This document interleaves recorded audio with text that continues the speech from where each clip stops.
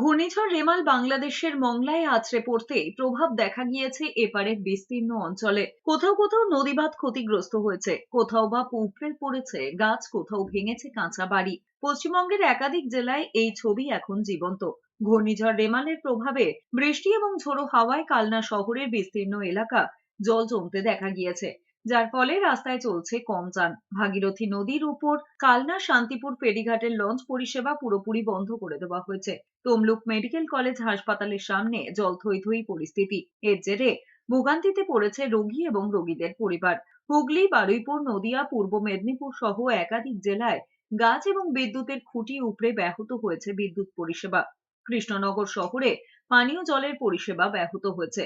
রেমালের জেরে হাওড়ার বিভিন্ন জায়গায় জল জমেছে। জানা গিয়েছে, বালির অধিকাংশ এলাকা পঞ্চাননতলা রোড থেকে ক্ষীরতলা রোড পর্যন্ত রাস্তার অবস্থা খারাপ হয়ে গিয়েছে।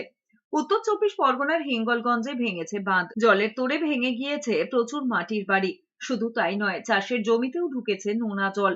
অন্যদিকে হাসনাবাদের পরিস্থিতিও আশঙ্কাজনক। সুন্দরবনে যে কাঁচা বাড়ি ভেঙে পড়েছে, সোমবার থেকে তা সাফাইয়ের কাজ শুরু করেছে প্রশাসন। রবিবারের পর সোমবারও ফ্রেজারগঞ্জ, সুন্দরবন এবং বকখালিতে ঝোড়ো হাওয়ার সঙ্গে ব্যাপক ঝড় বৃষ্টি হয়েছে। দক্ষিণ চব্বিশ পরগনার কুলতলি ব্লকের একাংশ বিদ্যুৎ বিচ্ছিন্ন হয়ে পড়েছে। গাছ ভেঙে বিপর্যস্ত হয়ে পড়েছে সাগরদ্বীপ। ঘটনাস্থলে পৌঁছেছে বিপর্যয় মোকাবিলা বাহিনী। রেমাল ঝড়ে বিপর্যস্ত জনজীবন। বেরমজুরে বাঁধ ভাঙার আশঙ্কায় এলাকার মানুষ। বাঁশ দিয়ে চলছে বাঁধ মেরামতের কাজ। বাঁধ ভেঙে গেলে এলাকা প্লাবিত হওয়ার আশঙ্কা রয়েছে। রেমালের ল্যান্ডফলের পরেও দীঘার সমুদ্রে জলোচ্ছ্বাস অব্যাহত।